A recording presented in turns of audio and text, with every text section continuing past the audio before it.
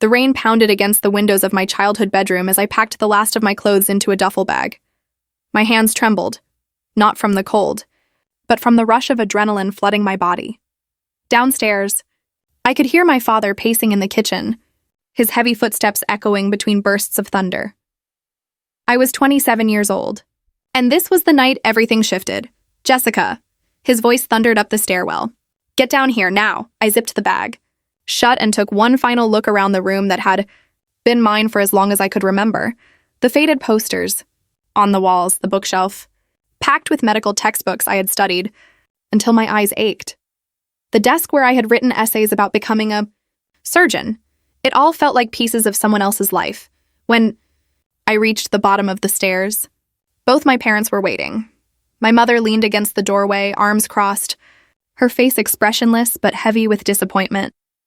My father stood in the middle of the kitchen, his jaw so tight I could see the muscles shifting beneath his skin.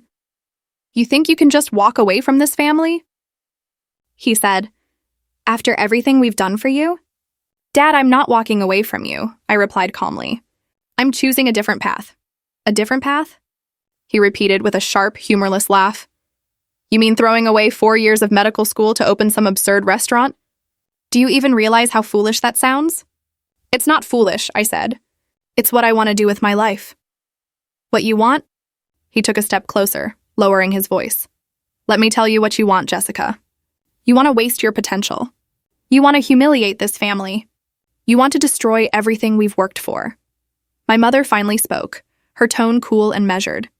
"We paid for your education. We supported you in everything. And this is how you repay us?"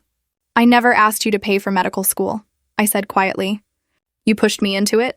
"Pushed you?" My father's face reddened. "We gave you opportunities most people never get. We opened doors for you. We knew what was best for your future." "No," I said, gripping the strap of my bag tighter. "You knew what you wanted for my future. You never asked what I wanted." The silence that followed was heavy. My father stared at me with the same look I had seen my entire life, the one that said I was being childish, irrational, ungrateful, the one that always made me feel small. But not tonight. Tonight? I felt something new, something solid. I felt certain. "You know what your problem is?" my father said, his voice thick with disdain. "You've always been weak. Always needed someone to hold your hand. You really think you can survive without us?" "I know I can," I said. "No, you can't." He stepped toward the front door and pulled it open, revealing the dark, rain-soaked street outside. "You walk out that door, you're on your own. Completely.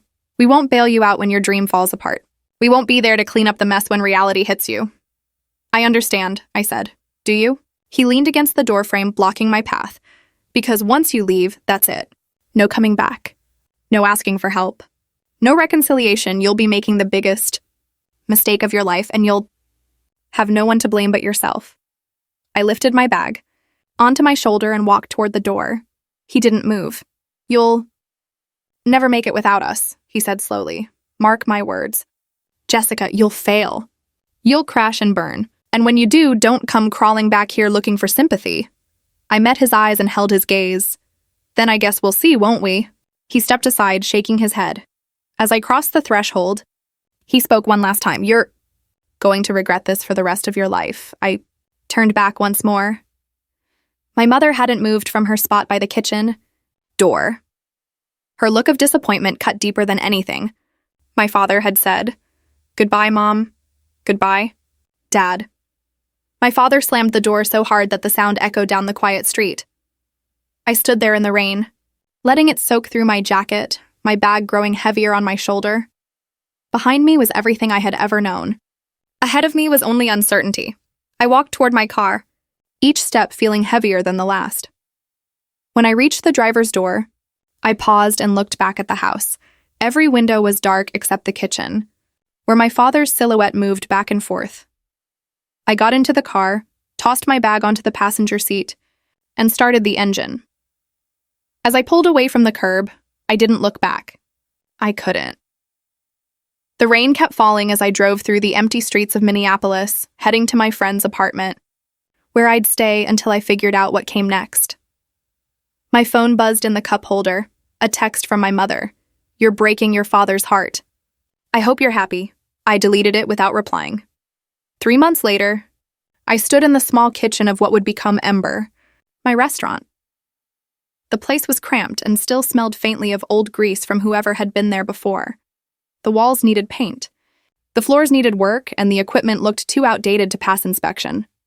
To me, it was perfect. My business partner, Danielle, walked in through the front door with 2 cups of coffee.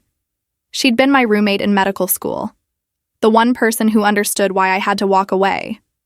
When I told her about my dream of opening a restaurant, she didn't laugh or call it unrealistic. Instead, she asked how she could help. I brought sustenance, she said, handing me a cup. You look like you haven't slept in days. I haven't, I said, taking a grateful sip. I've been running numbers all night. We're going to need more capital than I thought. How much more? Another $20,000 at least. The equipment alone cost twice what we budgeted. Danielle frowned. That's rough. What about asking your parents? I gave her a look that made her instantly regret the question. Right. Sorry, forget I asked. It's fine, I said, setting my coffee on the dusty counter. I'll figure it out. I always do. And I did. I worked 3 jobs at once, waiting tables at a fine dining restaurant downtown, doing prep work at a catering company, and taking early morning shifts at a bakery that opened at 4 a.m. I slept about 4 hours a night, lived on ramen and leftovers from the restaurants where I worked, and put every penny into Ember. My parents never called. Not once. I told myself it didn't matter, that I didn't need their approval or their support. But late at night, when I was too tired to lie to myself, I admitted the truth. Their silence hurt more than their anger ever had. 6 months after I left home, Ember opened its doors. The idea was simple. Elevated comfort food made with locally sourced ingredients. I wanted to create dishes that felt like home, that reminded people of their childhood, but with a refined touch. Danielle handled the business side while I ran the kitchen. Opening night was a disaster. The stove broke halfway through service. We ran out of our signature braised short ribs by 7 p.m., and I accidentally set off the fire alarm while searing duck breast. By closing time, I was ready to call it quits. Then, the reviews started coming in. A local food critic called my roasted chicken with herb butter a revelation. A popular food blogger featured our butternut squash ravioli on her Instagram, and we gained 3,000 followers overnight. Within 2 months, we had a waiting list for reservations. By the end of the first year, Ember had become one of the most talked about restaurants in Minneapolis. I hired more staff, expanded the menu, and began working with local farmers to create seasonal tasting experiences. The kitchen became my refuge, the one place where everything made sense. When I was cooking, I didn't think about my parents or my father's harsh words, or the disappointment in my mother's eyes. I just cooked. Danielle kept suggesting that I reach out to them, to show how far I had come. But every time I even thought about picking up the phone, I could still hear my father's voice. You'll never make it without us, so I didn't call. And neither did they. Year 2 brought even greater success. Ember was featured in a national food magazine. We expanded into the space next door, doubling our seating. I was invited to cook at a major culinary festival in Chicago, where I met chefs I had admired for years. My life had become everything I once imagined. I moved out of Danielle's apartment and into a small loft in the warehouse district. It wasn't fancy, but it was mine.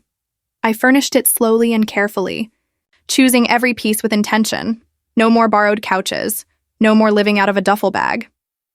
On the 2-year anniversary of the night I left home, Danielle organized a quiet celebration at the restaurant, just our core staff, close friends, and a few regulars who had supported us since the beginning. We didn't make speeches or raise toasts. We simply cooked, ate, and laughed together. Like people who had built something meaningful from the ground up. I was in the middle of plating desserts when my phone buzzed. I almost ignored it. We were mid-service, and I had a strict rule about checking my phone in the kitchen. But something made me look. The message was from my mother. My hands froze over the plate.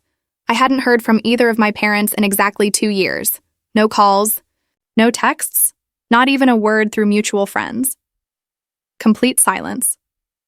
I unlocked my phone and read, "Your father needs heart bypass surgery. It's urgent. We need $10,000 to cover what insurance won't pay. Please call me. I stared at the screen, reading it again and again. Around me, the kitchen carried on as usual. Pans sizzling, knives chopping, orders being called out. Everything was normal, except the message in my hand. Danielle appeared beside me. You okay? You look pale. I handed her the phone without a word. She read it, and her expression shifted from confusion to understanding. Oh, Jessica. Yeah. What are you going to do? That was the question, wasn't it? What was I going to do? I didn't respond that night, or the next day, or the one after. Instead, I worked. I arrived at Ember at 6 in the morning and didn't leave until after midnight. I threw myself into prep work, perfecting recipes that didn't need perfecting, deep cleaning equipment that was already spotless. Danielle watched me with quiet concern but didn't push. She knew I needed to process this my own way. On the third day, my mother called. I was in the walk-in, cooler taking inventory when my phone started. Buzzing, it vibrated against the metal shelf, her name lighting up the screen. My finger hovered over the answer button. I let it go to voicemail. 10 minutes later, I listened. Jessica, it's your mother. Her voice sounded strained, older than I remembered. I know you got my text. You're probably angry and maybe you have every right to be. But your father is sick, really sick. The surgery is next week and we don't have the money. We've borrowed from everyone we can. You're our last option. There was a long pause. I could hear her breathing. Please, she said, her voice breaking. Please call me back. He's your father, Jessica. Whatever happened between us, he's still your father. I deleted the voicemail and went back to work. But I couldn't stop thinking about it. My father, who had always seemed untouchable, who filled every room with his presence, was lying in a hospital bed somewhere. He needed help. He needed money. He needed me. The irony wasn't lost on me. You'll never make it without us. That night, after service ended and the kitchen was clean, I sat alone in the empty restaurant with a glass of wine and my phone beside me. Danielle had gone home hours earlier, urging me to rest, but I couldn't leave. Not yet. I opened my banking app and checked my balance. Between my personal savings and the restaurant's business account, I had enough funds to cover what my parents needed. It would hurt financially. It would delay some of my expansion plans, but I could manage. The real question was whether I should part of me, the part still, stung by my father's harsh words, wanted to ignore them. They had cut me off completely. They had told me I would fail and refuse to help when I was struggling. Why should I help them now? But another part of me, the one that still remembered my father teaching me to ride a bike, or my mother staying up late to help me study, couldn't let go so easily. I opened my mother's contact, typed a reply, deleted it, started again, then deleted that too. Finally, I sent something simple. Tell me more about the surgery. When is it scheduled? Which hospital? Her reply came within seconds, as if she'd been waiting by her phone.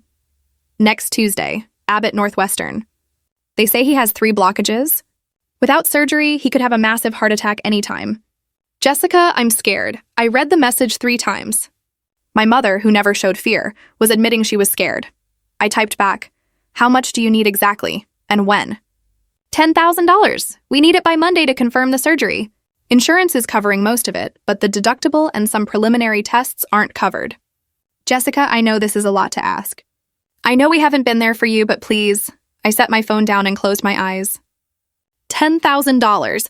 2 years ago, that would have been impossible. I was living paycheck to paycheck, barely surviving. Now I could do it, barely. But I could. The universe, it seemed, had a strange sense of irony. I spent the weekend wrestling with the decision. I talked it through with Danielle, who stayed frustratingly neutral. Only you can decide what feels right, she kept saying, which didn't help. I went for long walks through the city to clear my head. I cooked elaborate meals I barely touched. I made lists, reasons to help, reasons not to. By Sunday night, I was still undecided. Then I remembered something my grandmother told me before she passed. When I was still in high school, we were sitting on her porch watching the sunset, and she squeezed my hand. The measure of a person isn't what they do when things are easy, she said. It's what they do when it's hard, when doing the right thing costs them something.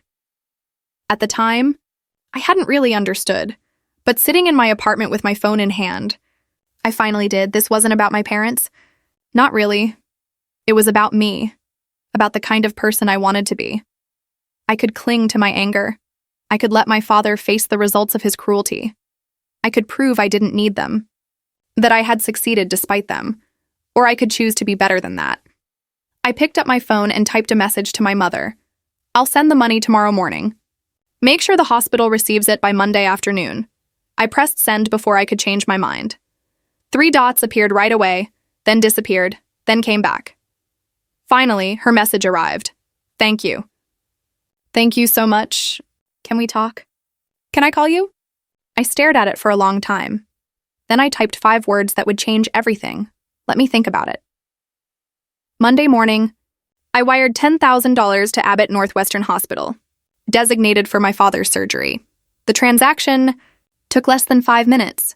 2 years of effort building something from nothing reduced to a single digital transfer. I didn't tell Danielle what I'd done. I didn't tell anyone. I just did it. My phone stayed silent the rest of the day. No call from my mother. No acknowledgement from my father. Nothing. By Tuesday evening, I assumed the surgery had taken place. By Wednesday, I figured he was recovering. Still, silence. Thursday afternoon, while testing a new roasted salmon recipe with lemon butter, my phone finally rang. It was my mother. I wiped my hands and answered. Hello? Jessica. Her voice sounded lighter. The surgery went well. Your father is awake. He's going to be fine. That's good news, I said. Yes. There was a pause. I heard hospital sounds, machines beeping, quiet voices, footsteps on linoleum. We got the money you sent, she said. It arrived just in time. The hospital confirmed everything Monday afternoon. Good, I replied. Another long pause. Jessica, she said softly, I want to explain why we didn't reach out sooner. Why we stayed away for so long. You don't need to explain. Yes, I do. She took a breath. Your father was angry. Angrier than I'd ever seen him. He felt betrayed when you left medical school. He thought you were throwing away everything he had worked for. Everything he worked for. It was my life too. I see that now. But he never saw it that way, and still I supported him. I thought if we gave you space, if we let you struggle a little, you'd come back. You'd realize we were right. I tightened my grip on the phone, but I didn't come back. No. Instead, I built something of my own. Jessica, I've been following your restaurant online. The reviews, the articles, everything. I'm proud of you. So proud. I should have said that a long time ago. The words lingered between us. I waited for the feeling of satisfaction, of vindication. It never came. Instead, I just felt empty. Is Dad awake? Can I talk to him? He's resting right now. But Jessica, there's something you should know before you hear it from someone else. My stomach tightened. What is it? We're in trouble. Financial trouble. Serious trouble. The medical bills were just the start. Your father lost his job 6 months ago. He didn't tell anyone, not even me at first. He kept pretending to go to work every day. We're behind on the mortgage, behind on everything. We might lose the house. I slowly set down my knife. What are you saying? I'm saying we need help. More help! The $10,000 you sent saved your father's life, but it didn't fix the bigger problem. We're drowning, Jessica. And I don't know what else to do. How much do you need? 50,000. Maybe more. I know it's a huge amount, and I know we have no right to ask, but I don't know where else to turn. I closed my eyes. Let me see what I can do.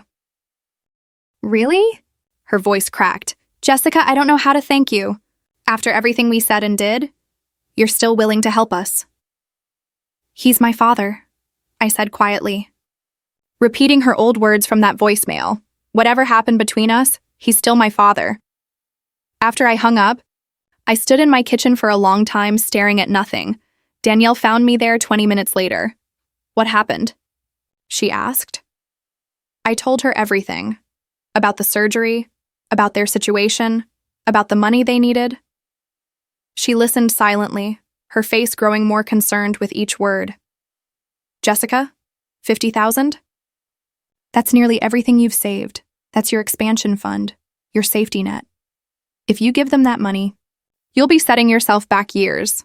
All our plans, the second location, the catering kitchen, All of it will have to wait. I know. And for what?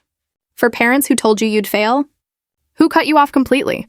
Who only reached out now because they need something? I met her eyes. What would you do? She sighed. I don't know. Honestly, I don't. But I do know this. You have to protect yourself. You've worked too hard to build this. You can't throw it all away just because they asked. Can't I, Danielle? They're my parents. They made mistakes. Big ones. But they're still my parents. How can I have the ability to help and just turn away? How do I live with myself if I let them lose everything? And how do you live with yourself, she said softly, if you sacrifice your dreams for people who never believed in them? I didn't have an answer. That night I went to see my father in the hospital. I hadn't seen either of them in 2 years, and the nerves surprised me. My hands shook as I rode the elevator up to the cardiac unit. My mother sat in a chair beside his bed when I entered. She stood immediately, tears filling her eyes. Jessica. She stepped forward, arms open, then paused. Can I hug you? I nodded. She pulled me close. She smelled the same. Lavender soap and coffee. The familiarity of it made my throat tighten. He's sleeping, she whispered. But he knows you're coming, I told him. I looked at my father. He seemed smaller than I remembered. The hospital gown hung loosely on him, machines beeping steadily around his bed. His face was pale, his arms lined with tubes and wires. This was the man who told me I'd never make it. The man who slammed the door in my face, the man who said I was making the biggest mistake of my life. Now he looked fragile, human, breakable. We sat together in silence for a while. Finally, my mother spoke. I've been thinking about that night, the night you left. I replay it over and over, wondering what I should have said differently, what I could have done to make things turn out another way. It's in the past, Mom. Is it? She asked softly. Because it still feels very present to me. It's like something we've carried all this time, getting heavier with every year. She reached for my hand. Jessica, your father loves you. He always has. He just didn't know how to show it after you left medical school. He thought he'd failed as a parent, as if he'd done something wrong raising you. He didn't fail, I said quietly. He just didn't listen. You're right, she admitted. We didn't listen. We were so focused on what we believed was best that we never stopped to ask what you wanted. And that was wrong. Completely wrong. My father stirred then, his eyes slowly opening. When he saw me, something changed in his expression, not quite a smile, but close. Jessica, he rasped, his voice weak. You came? Of course I came. He tried to sit up, winced, then sank back against the pillows. Your mother told me about what you did, the money. I don't know what to say. You don't have to say anything. Yes, I do. He coughed, and my mother handed him a glass of water. After taking a sip, he continued. I was wrong about everything. You did make it. You more than made it. I was a stubborn fool. And I'm sorry. His apology lingered in the air. 2 years of anger, disappointment, and silence, and he was sorry. It should have felt like enough. It should have felt like closure. But something inside me wouldn't settle. I stayed at the hospital for another hour, chatting idly with my parents. They asked about the restaurant, and I told them a filtered version of the truth. They didn't need to hear about the sleepless nights or the moments I almost gave up. When I finally left, promising to visit soon, I felt emotionally exhausted. The elevator ride down seemed longer than before. I stepped outside into the cool evening air and stood there for a moment, trying to steady myself.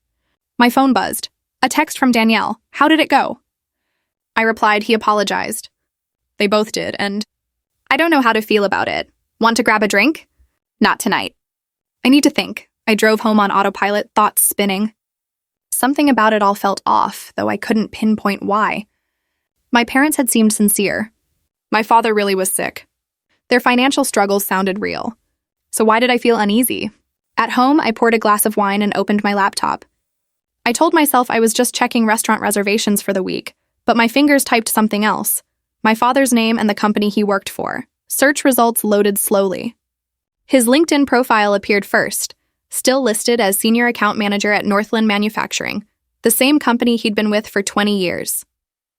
Still employed, not laid off 6 months ago as my mother claimed. I clicked further. A company directory listed him on the sales team. A trade journal from 3 months ago mentioned him by name in an article about a major Northland contract. My wine glass froze midair. I dug deeper, looking for any news about layoffs at Northland Manufacturing. Nothing. In fact, the company had just announced an expansion and was hiring. My hands began to tremble. Next, I found the hospital's website and the billing department number. It was after hours, so I left a voicemail requesting a call back about my father's account. I wanted to know the exact cost of his surgery and what insurance had covered. Then I did something I wasn't proud of. I texted an old friend, Kevin, who still worked in healthcare. Hey, random question. How much does a typical heart bypass cost out of pocket after insurance? He replied within minutes. Depends on coverage, but most good plans pay 80-90%. Usually people pay $2,000 to $5,000, not 10. My stomach turned. I spent the next 2 hours falling down a research rabbit hole. I checked public mortgage records from my parents' house. No missed payments, no foreclosure filings, nothing. I searched court records for bankruptcies or liens. Nothing. Even on social media, my mother rarely posted, but when she did, there was no sign of hardship. Just 2 weeks ago, she'd shared photos from a weekend trip to a bed and breakfast in Wisconsin. People facing financial ruin don't take weekend getaways. By midnight, I had a pounding headache and a growing sense of betrayal, but no proof. Not yet. Everything I'd found was circumstantial. Maybe my father had been laid off and the company just hadn't updated its site. Maybe my mother exaggerated about the mortgage to make things sound worse, or maybe they were lying. I lay awake that night, unable to sleep. I kept replaying every conversation in my head, searching for clues I might have missed. My mother's tone when she first called, my father's apology, and that specific number they had requested, $50,000, the next morning. I called the hospital's billing department. The representative who answered was polite, but firm about privacy policies. She said she couldn't discuss my father's account without his consent. I'm the one who paid $10,000 toward his surgery, I explained. I just want to confirm the payment was processed correctly. One moment. Please, she said, typing. Can you provide the patient's date of birth and social security number? I recited them, details still memorized from years of completing forms. More typing. Then silence, ma'am, she said finally. I'm showing a payment of $10,000, credited to this account on Monday, but I should mention the total out of pocket. Cost after insurance was approximately $3,200. The hospital issued a refund check for the overpayment to the billing address on file yesterday. My hand tightened around the phone. A refund check for how much? $6,800. I thanked her and hung up. $6,800, almost $7,000 my parents hadn't mentioned, money they'd received while asking me for $50,000 more. I sat at my kitchen table, coffee going cold, trying to process it. Maybe it was an honest mistake. Maybe they didn't know about the refund yet. Maybe there was some reasonable explanation. But deep down, I knew the truth. They were using me. I tried to focus on work through the morning. Danielle noticed something was wrong but didn't push. Around noon, my mother called. Hi, sweetheart, just checking in. How are you? I'm fine, I said, keeping my voice even. How's Dad? Much better, she said. They might discharge him tomorrow. A pause. Jessica, I know we talked about the money situation. Have you had a chance to think about helping with the larger amount? There it was, right on schedule. I've been thinking about it, yes, I said. I could hear hope rise in her voice. I just need to understand the full situation first. You said Dad lost his job. When exactly did that happen? A brief hesitation. About 6 months ago, around April. And how far behind are you on the mortgage? 3 months. We owe around $15,000 total.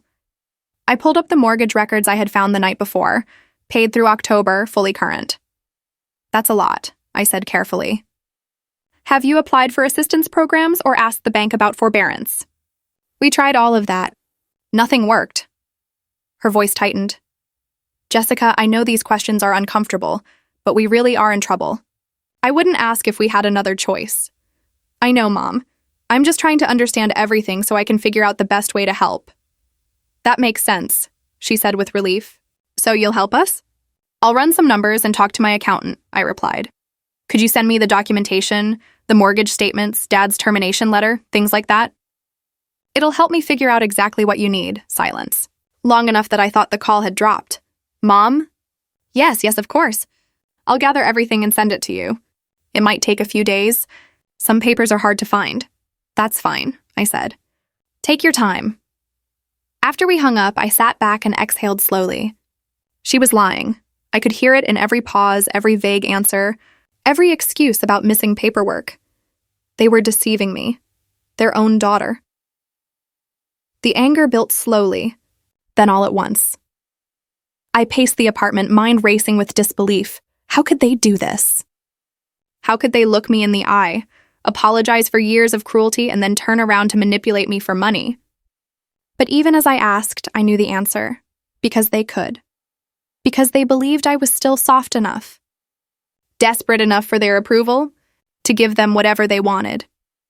You'll never make it without us. Those words echoed in my mind with new meaning. It wasn't a warning, it was control. A way to keep me dependent. To make me doubt myself enough that I'd always come back. And when I proved them wrong, when I succeeded despite everything, they found a new way to take from me. I called Danielle. Can you come over? I need to talk. She arrived 20 minutes later with takeout and a bottle of wine. Talk to me, she said. I told her everything, the hospital bill, the mortgage records, the job information, all of it. She listened quietly, her expression darkening with each detail. Those absolute bastards, she said when I finished. Jessica, you know what this means, right? You know what they're doing? Using me, I said quietly. Worse, they're gaslighting you. They're preying on your guilt and your wish to reconnect just to take advantage, and they probably planned this from the start. You think they faked the surgery? No, she said. The surgery was likely real. Heart issues run in families, and men his age do have heart attacks, but they probably saw it as an opportunity to pull you back into their lives so they could use you again. I pressed my palms to my eyes. I feel so stupid. You're not stupid, Danielle said firmly. You're kind. You're forgiving. They turned your good qualities into weapons against you. So what did I do? Danielle asked me seriously, what do you want to do? I sat with that question for a long time. What did I want? Justice, revenge, exposure to cut them off again? Or did I want something else entirely? A small, petty idea formed. It felt wrong, but the more I considered it, the more it felt right. I want them to feel what it's like, I said slowly. To be betrayed by someone you trusted. To realize the person you expected to save you is the one who destroys you. Danielle raised an eyebrow. Go on, I'm listening. Over the next few days, I built a plan. It required research, precise timing, and a level of deception I hadn't known I could reach. Whenever guilt surfaced, I pictured my father's face telling me I would fail. I remembered 2 years of silence and them demanding $50,000 while sitting on a $7,000 refund. The guilt faded. First, I called my mother. Hi, Mom. Good news. I spoke with my accountant and we can get you the money you need. Oh, Jessica. She sounded truly thrilled. That's wonderful. I can't tell you how much this means. There's one condition. A pause. What kind of condition? I want to make sure the money goes to the right places. Rather than giving cash, I'll pay your creditors directly. I'll contact the mortgage company, arrange payment plans with the hospital, whatever's needed, and handle the transactions myself. Another pause, longer this time. I don't think that's necessary. We can manage payments ourselves. I know you can, Mom, but this way I have records for my taxes. My accountant insists on it for family loans over $10,000. Boring legal stuff, but it protects both of us. I could almost hear her turning it over in her mind, searching for a workaround. That seems complicated, she said finally. We're family. We shouldn't need lawyers and accountants. It's not about trust. It's about protection and clarity. Everything will be documented so there's no confusion later. Let me talk to your father about which accounts to pay and how much, and I'll handle it. She promised to call back and hung up, too quickly. I waited. 3 days passed with no word, no account numbers, no documents. On day 4, my father called from his cell. Jessica, your mother told me about your plan to pay our creditors directly. Yes. Is that a problem? It just seems unnecessary. We're adults. We can manage our own finances. We don't need you micromanaging our debts. I'm not micromanaging. I'm trying to help in a way that makes financial sense. Or is it that you don't trust us? His voice had an edge. Is that it? You think we're lying to you? The question hung between us. I could have confronted him and told him I knew the truth, but that would wreck everything. Of course not, I said. I just want to be careful. This is a lot of money and I want to make sure it's used properly, for both our sakes. Well, it feels like you're treating us like children who can't be trusted. It isn't your money, Dad, it's mine. Money I earned. If I'm gifting $50,000, I have the right to ensure it's applied correctly. Silence, then quietly. Maybe we don't need your help after all. What? Maybe we can manage on our own. We managed before you came along, we can manage now. I almost laughed. After begging me for help, they wanted to decline because I wouldn't hand over cash with no questions. If that's what you want, I said, fine. We appreciate the offer, Jessica, but we'll handle it as a family. I thought I was family. Another pause. You know what I mean? Yeah, Dad, I know exactly what you mean. I hung up. That evening, Danielle came by and I told her everything. So they backed out the moment you asked for accountability, she said. That's as good as a confession. I know, I replied, but knowing they lie and proving it are different things. What's next?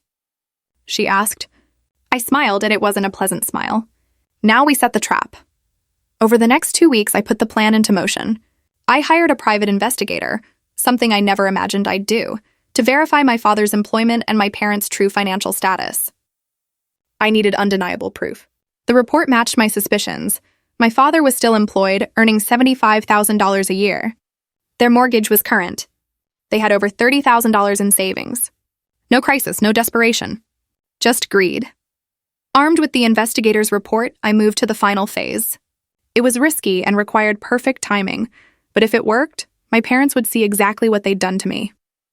I called my mother 3 weeks after my father's dismissive call, keeping my tone apologetic, almost meek. Mom, I've been thinking about our last conversation about Dad saying you'd handle things on your own. Oh, she sounded surprised.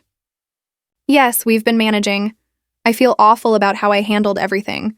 You were right. You're adults. You don't need me dictating how to use the money I give you. That was controlling of me.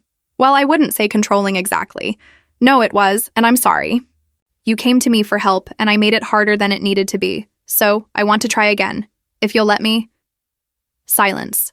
I could almost hear their thoughts turning. What are you suggesting? She asked carefully. I want to give you the $50,000. No strings attached, no conditions. You can use it however you need to. I trust you, Jessica. Her tone softened. That's very generous. Are you sure? I'm sure. You're my parents. You've been there for me my entire life, even when I made things difficult. This is the least I can do? I don't know what to say. Your father will be so relieved. There's just one thing I'd like in return. Nothing financial, just something personal. Of course. Anything. I want to have dinner together as a family, at Ember. I want to cook for you myself, show you what I've built. I want us to reconnect, not through phone calls or hospital visits, but in person. That sounds wonderful. How about next Friday? Perfect. I'll close the restaurant for the evening, just the 3 of us. Friday works. Great. I'll take care of everything. You just come at 7 p.m. After I hung up, Danielle looked at me with concern. You're really going through with this? I am. And you're sure you want to do it there, at the restaurant you built, the place that means everything to you? That's exactly why it has to be there. They once told me I couldn't make it without them. They need to see what I created in spite of that, and understand what they almost destroyed. The week leading up to the dinner felt endless. I obsessed over every detail, the menu, the timing, the presentation. I even invited 2 special guests, though I didn't tell my parents about them. Friday arrived cold and clear. I spent the afternoon preparing, moving through my kitchen with familiar precision. Roast chicken with herbs, garlic mashed potatoes, glazed carrots, fresh bread, comfort food. The kind that reminded people of home, warmth, and safety. The kind of food that made betrayal taste sharper. Danielle arrived around 6 to help with final touches. You seem calm, she said. I feel calm. For the first time in weeks, I actually feel at peace. That's either very good or very bad. We'll find out soon enough. My parents arrived right at 7. My father looked healthier than he had in the hospital, color back in his face. My mother wore a dress I hadn't seen in years, from a time when things were simpler. Jessica. My mother hugged me warmly. The restaurant is beautiful, more beautiful than the pictures. My father reached out a hand, then changed his mind and pulled me into an awkward hug. Good to see you, sweetheart. I led them to a table in the center of the dining room. Candles flickered softly and the wine glasses gleamed. Everything looked just right. This is too much, my mother said, though she was smiling. You didn't have to close the whole place for us. I wanted to. This place matters to me. You matter to me. I wanted to share it properly. We made small talk while I served the first course. They complimented everything, asked about the dishes, the suppliers, the regulars. My father even mentioned he'd read the restaurant's reviews online and was impressed. You really did it, he said. There was something in his voice I couldn't quite name. Pride, maybe regret. You've built something remarkable here. Thank you, Dad. I mean it. I was wrong about you, wrong about a lot of things. And I want you to know that. My mother reached across the table and squeezed my hand. We both were, but we're so grateful for this second chance, for your forgiveness. About that, I said. Before we go any further, there's something I need to talk about. My father set his fork down. What is it? The 50,000, I paused. I've been thinking about it, about the best way to really help you both. And I realized something important. What? My mother's smile faltered slightly. I realized, I said evenly, that I don't actually know your financial situation. Not really. You've told me you're in crisis, but I've seen no proof. Before I hand over that kind of money, I think I deserve to understand exactly where it's going. The temperature in the room seemed to drop. My father's expression hardened. We've been through this, he said firmly. We're your parents. You shouldn't need proof. But I do, I replied. And I've done some research. I pulled out my phone and opened a folder I had prepared. For instance, I continued, I learned that Northland Manufacturing hasn't had any layoffs this past year. In fact, they've been hiring. Their website still lists you, Dad, as a senior account manager, currently employed. My mother's face turned pale. I also checked public mortgage records, I said. You're current on all payments. No missed months, no foreclosure notices. Jessica, my mother began, but I stopped her. I'm not finished. I also called the hospital billing department. They told me that after insurance, your total out-of-pocket expense for Dad's surgery was $3,200.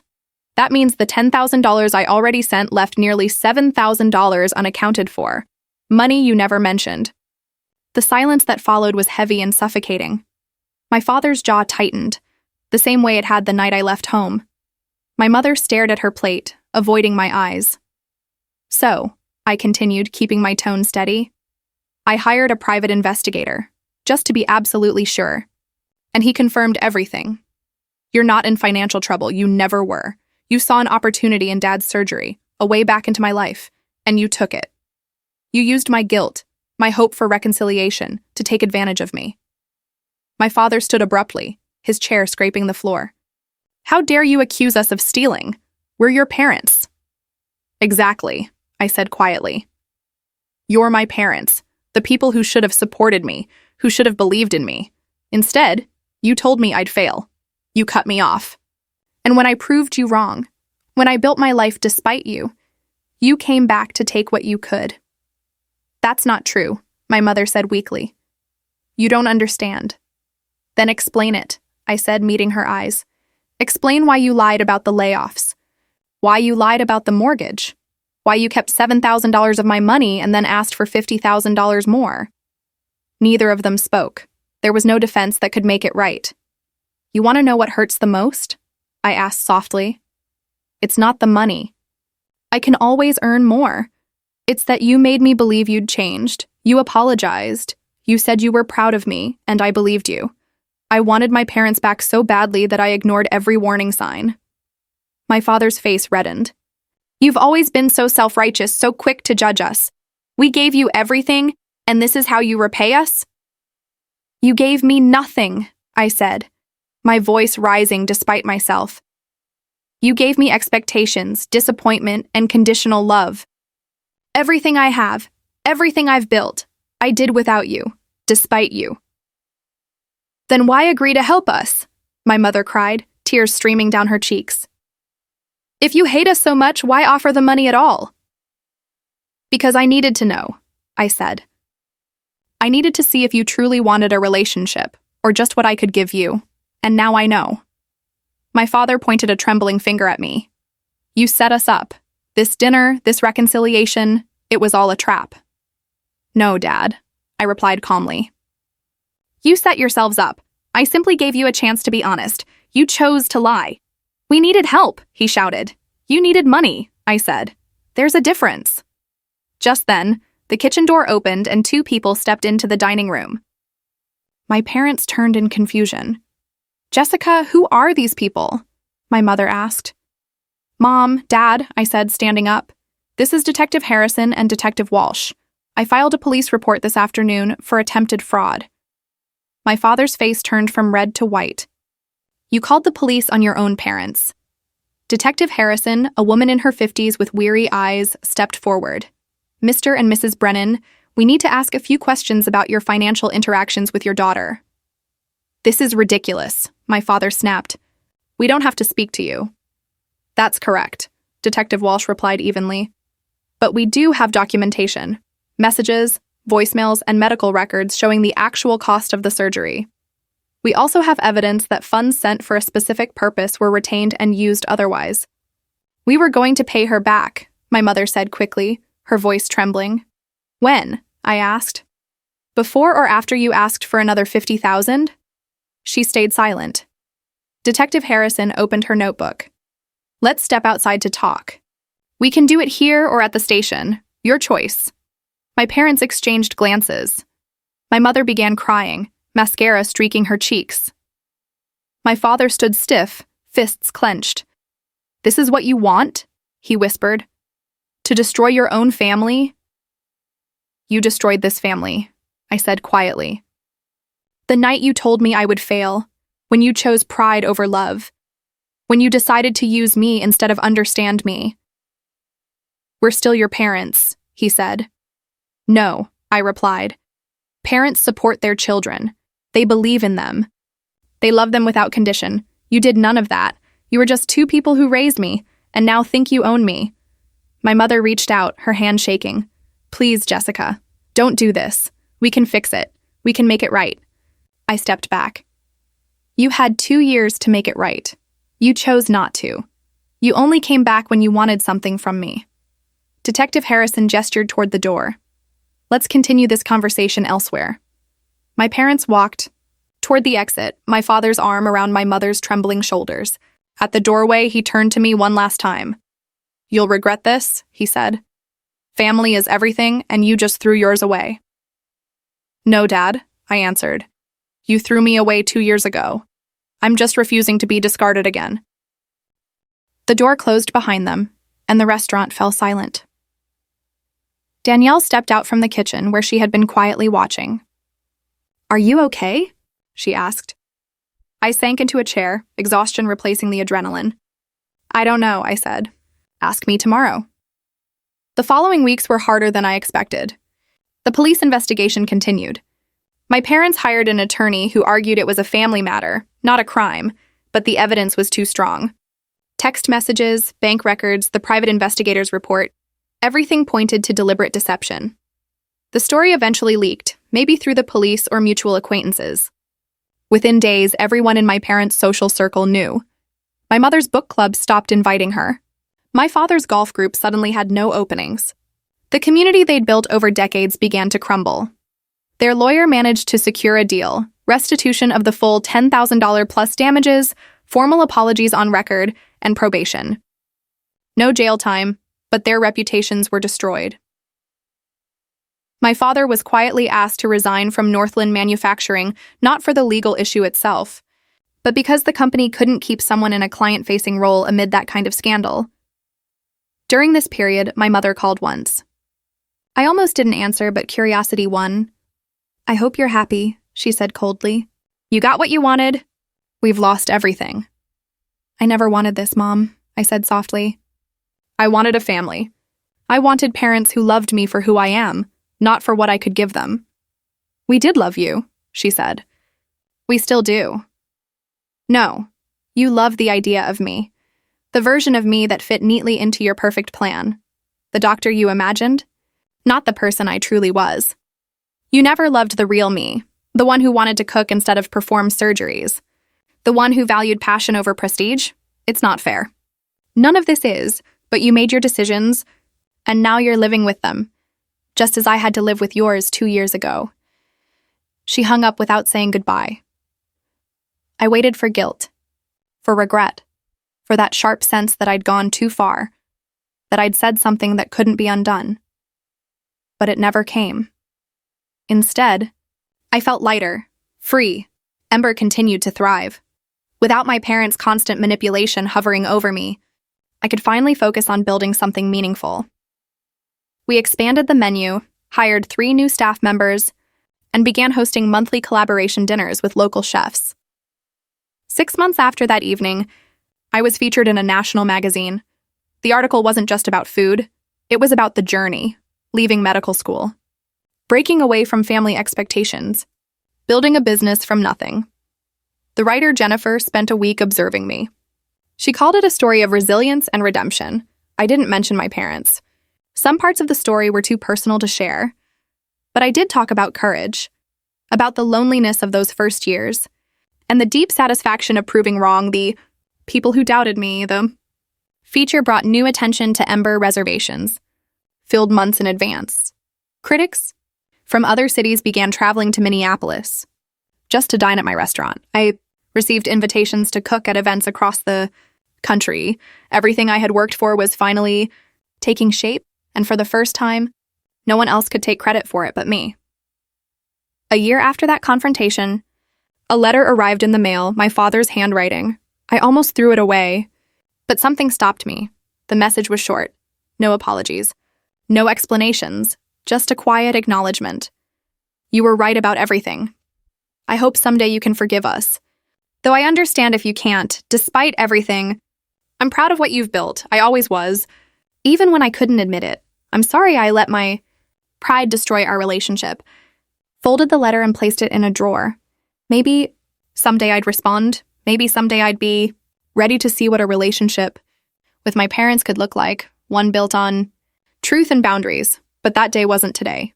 Today, I had a restaurant to run, a team to mentor, and a life to live on my own terms. That evening, Danielle found me in the kitchen, prepping for service.